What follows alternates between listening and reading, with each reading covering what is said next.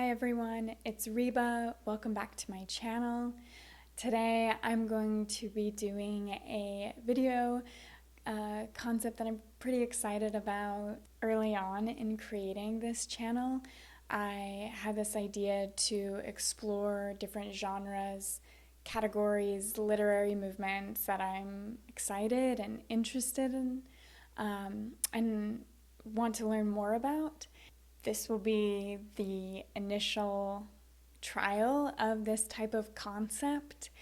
It will serve as an introduction to the genre I want to explore and where I am in relationship to my understanding of it and what I know about it. It will include research I've done about the genre as well as introduce some books that I would like to explore. I'm then going to release a second video once I've read the books to reflect on my expectations and what I took away from the books. I'm hoping the reading experience will be really interesting and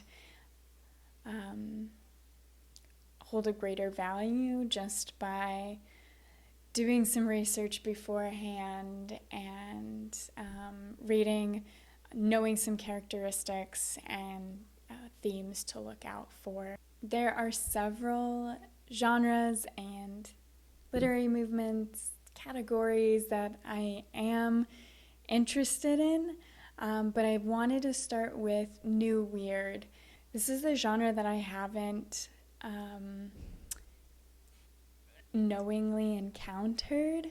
I've heard about the New Weird in reference to authors like Vandermeer and China Mieville.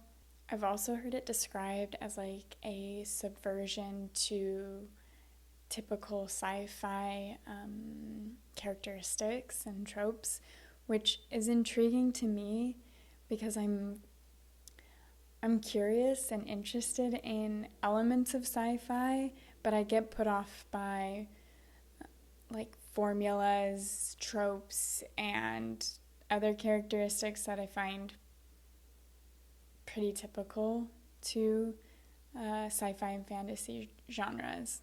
In doing research for this video, I mostly referenced two different articles to help me create an understanding of New Weird and to help me select some books to read.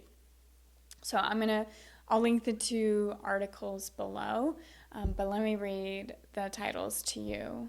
The first article I really used and I'll speak about is from, or I found it on LitHub, and it's by Elvia Wilk. The title is Toward a Theory of the New Weird. This was published in 2019. The essay was adapted from a talk that Elvia Wilk gave. It was commissioned by the Serpentine and was called Death by Landscape. It was given as part of the series The Shape of Circle in the Mind of Fish in May 2019. The second article is called A Beginner's Guide to the New Weird Genre by Maya Nunali for Book Riot. It also included a really good recommendation list for books for those curious about New Weird. All right, getting into the first article, I just want to say absolutely go read it on your own. It's so fascinating and a very good read, and Elvia recommends some really interesting authors, some I hadn't heard of before. So it's great, but I do want to just pull out a few like major points that I'll be using to think about New Weird as a genre, or at least help me think about themes as I'm reading in these next few books. I did take some notes, so if you see me looking over, I'm just reading them. In the article, Elvia Wilk begins by referencing a short story by Margaret Atwood. It's called Death by Landscape. In the story, a girl's grief at the mysterious loss of her friend manifests in her seeing her friend amidst the landscapes of the paintings she collects, and then believing that her friend becomes a tree in one of her landscape paintings. Wilk suggests that we can read this story through a metaphorical lens, but also through a literal lens. Metaphorically, it can be like almost appears as a symbol of female adolescence, but there's also a way to look at it literally. She says, whether or not the story is about the idea of becoming tree, it's also about the fact of becoming tree. Fiction, like Atwood's, often seems to work on both levels of aboutness. It's about, and it also is. By learning to read weird fictions on a literal level, it may be possible to see how weird the fiction of reality already is. In the essay, she quotes a few things from Mark Fisher, who wrote a book. It was called The Weird and the Eerie, and he kind of defines his idea of what weird is. She says that Fisher defines the weird as an outside space that lies beyond standard perception, cognition, and experience. He explains that this outside is not empirically exterior, it is transcendentally exterior, i.e., it is not just a matter of something being distant in space and time, but of something which is beyond our ordinary experience and conception of space and time itself. Basically suggesting that that the realization of the outside and then the recognition that you live on the inside, your reality exists in the inside, is what makes for the weird. Wilk also talks about the word eerie and how Fisher uses it in conjunction with weird, how they kind of go hand in hand. The eerie pertains to the uncertainty around why things happen. Another quote from the essay, taken together, Fisher's notions of the weird and the eerie are ways of describing what he calls that which does not belong. The reason it does not belong is not that it is artificial or supernatural as opposed to natural. Natural is exactly what is displaced or made to not belong. In a weird story, for instance, a creature like a vampire might be supernatural, but it isn't weird. It's an entirely familiar figure based on a set of commonly understood fictions. On the other hand, a black hole is very weird because it actually exists, even though we still don't understand how. Editing in a voiceover here because I think I can explain myself better now than I did in my video recording.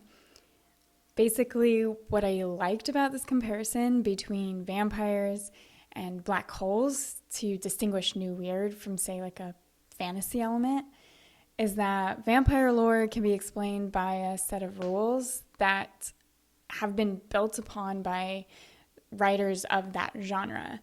I can understand it as a fantastical element, and although there's like a spooky or horror vibe around vampires, within the genre, there's some sort of an accepted explanation. On the other hand, a black hole actually exists in my reality, but because I'm not equipped with the knowledge of like an astrophysicist, I can be unsettled by the fact that a black hole exists in a way that vampires wouldn't be unsettling. This is because my grasp on how gravity and mass works, it doesn't allow me to fully comprehend like a star collapsing, and that to me is incredibly eerie. I also found it helpful in reading this article to find that Elvia Wilk isn't necessarily interested in defining new weird as a genre, but more using the weird and the eerie as a guide. Wilk talks about new weird, the term, being around since the early 2000s. So it's not new by any means. And also, old weird is a term that's been retroactively used to describe earlier works, specifically by writers like H.P. Lovecraft and other writers from, I guess, early 19th and 20th century. Elvia Wilk's novel Oval was out around the same time this article was published, and she discusses her relationship to New Weird in her own writing. She says, "I didn't know about the category of New Weird while writing my recently published novel, Oval. I was surprised and also a little uncomfortable to find I had been inhabiting the weird all along. The book's setting is an alternate version of the city of Berlin, which is most obviously differentiated from the real version by the imposition of a fictional mountain in the city. The main character is a young scientist named Anya.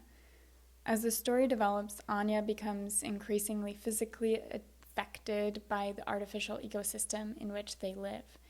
The divisions between natural and artificial, scientific knowledge and embodied knowledge, and person and plant, figure and ground, dissolve as she habituates and becomes." She also examines 2 short stories by some writers I hadn't read before, Anne Richter and Kathy Koja. Both stories depict women who, in effect, turn into plants or become plants.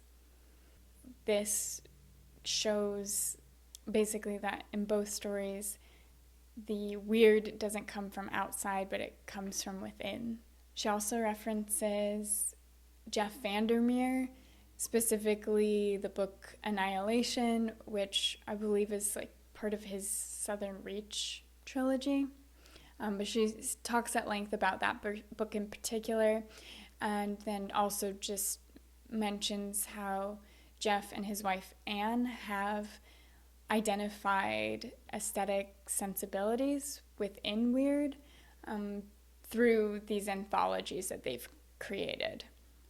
From reading this article, ultimately I've concluded that New Weird resists categorization. It provides a framework for interacting with concepts that exist, but can't fully be explained.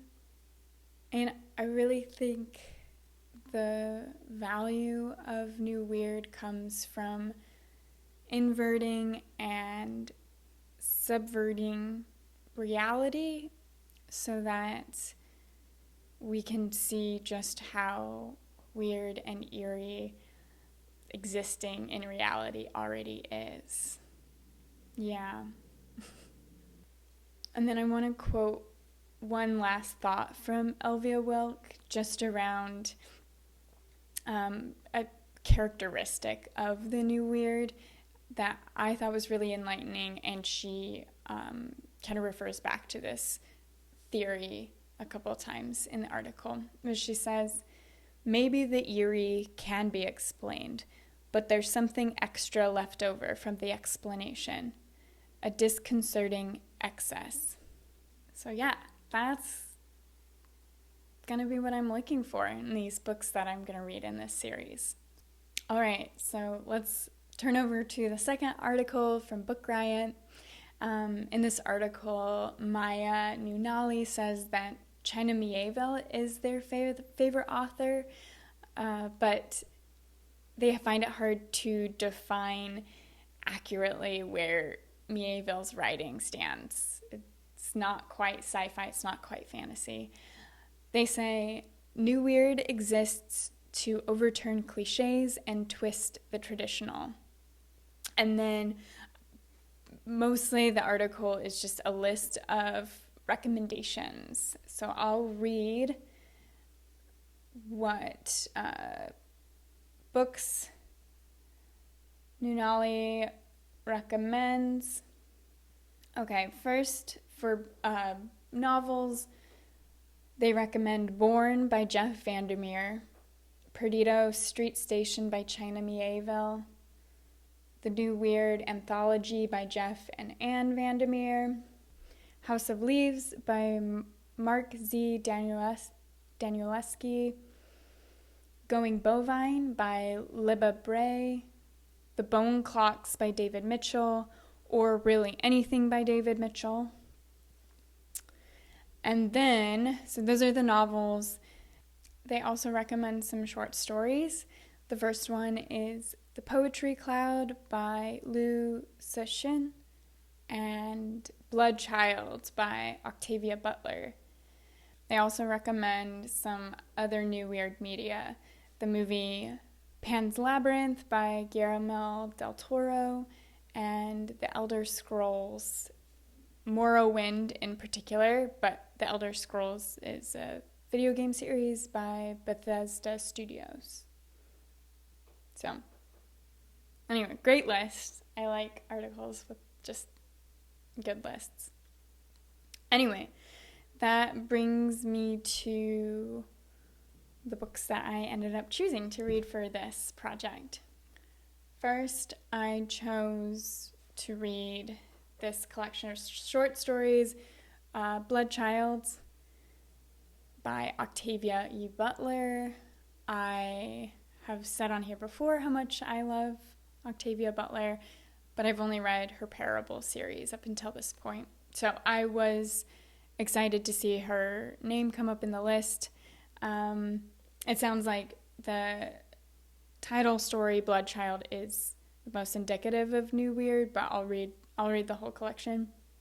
Maya Nunali said that Octavia Butler smashed expectations and convention in real life as well as in her work. Her short story collection, Bloodchild and Other Stories, is a must-read.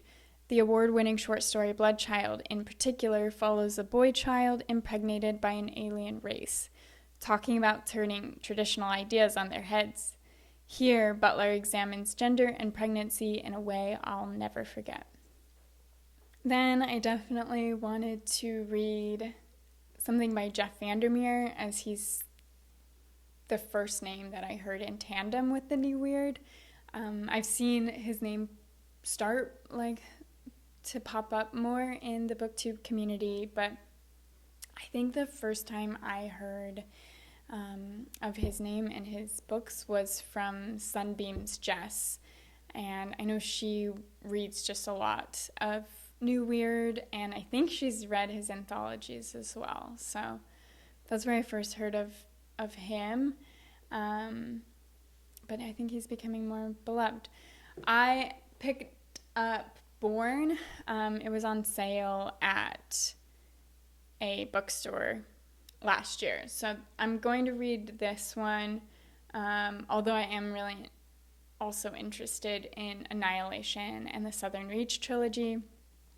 This is the one I have, so we'll start with this world, but yeah, I don't know, I'd always see, once I was familiar with his name, I'd see his books typically in the sci-fi areas of a bookstore, and was always intrigued by the covers because they just seemed so unique and different from a lot of the other sci-fi covers I was seeing. So, yeah, his book covers have always been intriguing to me.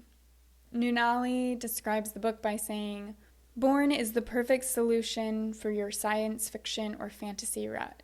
In a world ravaged by biotech gone awry, there's nothing normal and nothing safe here.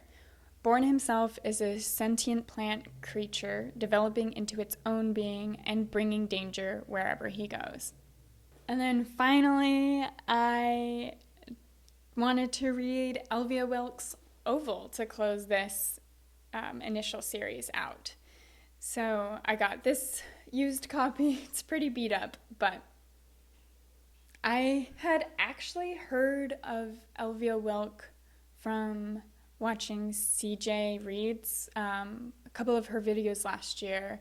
She's read both Oval and Elvia Wilk's nonfiction essay collection, which is called Death by Landscape. And I actually think that collection of essays sounds like a deeper, like broader scope, but attacking similar themes that she discusses in that article that I've been referencing. So I'm very interested in reading Death by Landscape as well, but because I wanted to read 3 works of fiction to discuss new weird fiction, I'm going to read Oval first. So I was interested in Oval after hearing CJ describe it and talk about how much she enjoyed reading it. It sounds like it fits right in kind of a climate fiction. It's in conversation with some topics like ecofuturism, dystopia elements that I'm curious about. So I'm excited. And then of course, after like spending so much time with this article and analyzing New Weird through Elvia Wilk's writing, I definitely wanted to give her novel a shot. All right, that's it. I'm gonna end this video here, and then my next video will be a follow-up to this, and it will be me speaking about these 3 books once I've read them. So looking forward to that, looking forward to reading these books. If it goes well and I enjoy these, I might continue on in this particular series and keep reading New Weird. So if there are books that I mentioned in this video or others that I didn't mention that you think I should read, if I enjoy New Weird, leave them in the comments, let me know. But yeah, that's it. I'll see you in my next video.